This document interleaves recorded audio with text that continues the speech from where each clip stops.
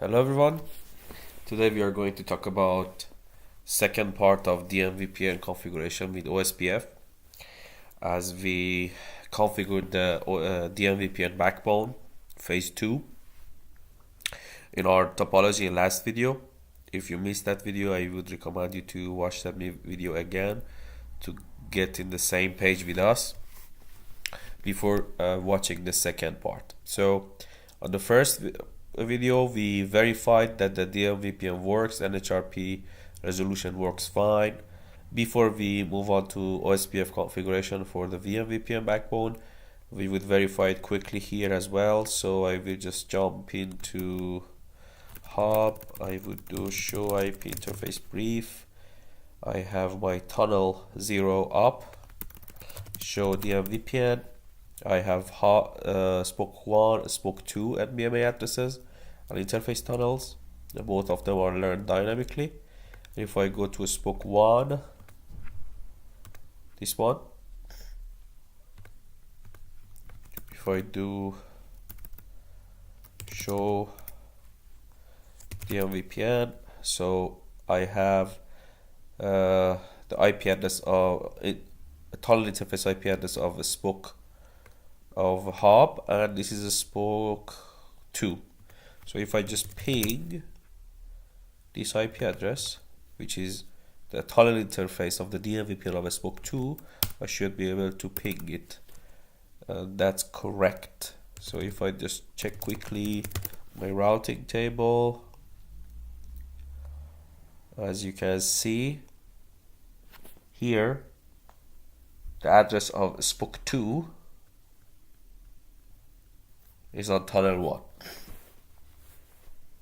right? Okay, so before we jump into configuration for OSPF, a couple of points I would like to highlight here. The first point is, in previous video, if you pay attention close, you would see that this cloud I named it as internet. Now I changed it to transport because I got some comments for previous video that they say that okay, yes, DMVPN can also be run on untrusted network or any overlay network which third-party company is managing that. So basically we need just a transport backbone, and that's correct. That's right. That's why I changed it to transport. So it means you can run DMVPN and you can have your full mesh on-demand IPsec tunnels or GRE tunnels, GRE plus IPsec tunnels, or even naked GRE tunnels over an underlying infrastructure which you don't own. It can be internet, you have no influence and control over it, or it can be MPLS, VPLS, whatever the backbone would be. So the key point is this is a transport network. It means we don't control anything. We cannot influence the routing there. We just use that as a kind of a underlay for our overlay technology, and that's why I put it here transport. So that's one point. The second point I would like to talk about is that before we jump into the configuration of OSPF, best practice of OSPF, first of all, for DMVPN they say that you can use OSPF, no problem, it works fine, but you are not recommended to do that, and here's the reason. So OSPF is a linked state routing protocol, right? So it means that all of your spokes and hub have to be at the same area in order to establish the OSPF neighborhood relationship.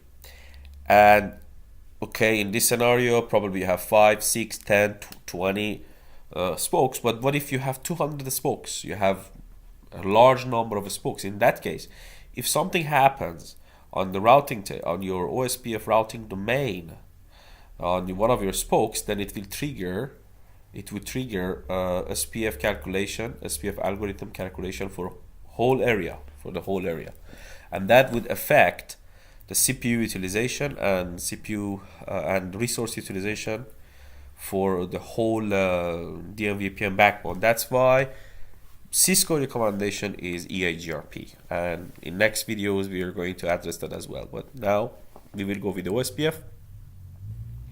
The second point is they say for tunneling technologies, it's better if you have already made your hop as an ABR or ASBR. In that case, you will have flexibility to do the OSPF summarization on your hub as what we are going to do. So behind the hub, I have area 0, which is my backbone area, and I have 6 subnets here. These are my loopback interfaces. If I just want to show you real quick, if you remember, show IP interface brief. So these are simulating the LAN IP addresses, right? And as you can see, I can summarize all of them very quickly to 172.16/16. Although that's not going to be an efficient summarization, right? We will waste a lot of space, but just for the sake of this lab scenario, we will do that. And I just want to show you that you can summarize this and you can inject that route to area 1 just as one route to all of your DMVPN backbone. So that was another point. And the last point I would like to mention is that for DMVPN, you need to change the OSPF network type on your WAN interface, on your tunnel interface. And the reason for that is that by default, if I configure the hub for OSPF and spoke here, because it's an NBMA network, so if I want to configure another spoke to be neighbor with the hub, that's not going to work, because it will flap to the spoke 1 again, and you will lose the neighborship with this one. So in order to tackle this issue, you have a couple of options. You can configure OSPF broadcast, which is the best option. You can configure non-broadcast. It will work. The only difference is that you have to configure all the neighbors manually. Another option. So for the sake of this scenario, we will just talk about OSPF broadcast. So basically what it means, if I want to put it in a very quickly, so I will just show you that what I'm going to tell my OSPF speakers here, that imagine this is my hub and it's connected to internet, right? And this is spoke 1, this is a spoke 2, right? 1, 2, and this is my hub. Okay, so basically what I'm going to do, I will put this tunnel interface as OSPF broadcast and also OSPF broadcast, and here also OSPF broadcast. So I'm going to lie somehow to my routers that, hey guys, you're connected to a big switch, right? So you are connected to LAN segment, you're connected to a broadcast domain. Okay, so in that scenario, then you will have a better neighborhood relationship coming up from OSPF point of view, which we will see in a couple of seconds. The other important point that we have to pay attention to is that in this case, we don't want spoke 1 or spoke 2 become designated router. We want to force our OSPF domain to have our hub as the designated router, right? And the other ones even not backup designated router, because then we will have a problem for NHRP resolution and for route triggering. So in order to do that, I will show you how, before configuring the router OSPF process on each router, I will first put these spoke 1 and spoke 2 tunnel interfaces as priority. I will set the OSPF's priority on these interfaces to 0, which means that, hey guys, I don't want your tunnel interfaces to participate in OSPF DR and BDR election. Okay, so let's kick it off. I will stop from hub. Before do that, I will just check if no routing protocol is running. Show IP protocol. Yes, as you can see, IP routing is NFS, and I have NHRP, right? So conf interface tunnel 0, I will put it IP OSPF network broadcast. That's the first command. Okay, then IP OSPF priority, I don't touch the priority because by default, I will leave it as default. I will just change it to priority on Spoke 1 and Spoke 2. That's all.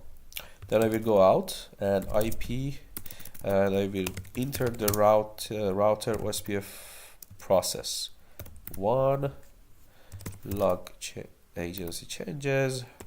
I will hard code a router ID. I will put it as MBMA address, right? 7, or I will put it as 1. Hub is 1111. Then here, network 172.16.0.0, and my wildcard mask 105 area 0. Okay, you need to pay attention, guys, that here I'm not doing any. It doesn't mean that this command doesn't mean that I'm summarizing all the loopback interfaces. It just tells the OSPF process that look for any interfaces on this router, any connected interfaces that hold any IP address in this range, and if it does, then add them to your OSPF domain. By adding into the OSPF domain, it means that it's going to advertise that interfaces to other OSPF neighbors, and also it is going to generate hello messages on that interface, which I don't want to go to details. That's another video that we talk about solely about OSPF. For now, we will proceed with network. Now I will put the IP address of my tunnel interface 192, this interface 192.168.0.70, right? And I will follow Cisco best recommendation, Cisco best practice. So I will put exact IP address of the interface, then I will follow it with the wildcard mask 000. It's like that we are acting like a sniper. We are just shooting the IP address. We are just acting, let's say applying the OSPF process to this interface exactly. I will put it as area 1. I think we are good to go here. Show IP OSPF interface tunnel 0. Okay, you see network type is broadcast, router ID is 111, blah blah blah. Okay, so now that Spoke 1 and Spoke 2 are not still configured, we don't see anything coming up. So I will finish this video here in part 2 because I don't want the size of the video gets bigger, and I will start the configuration on Spoke 1 and Spoke 2 on video 3. Follow me please. Thank you.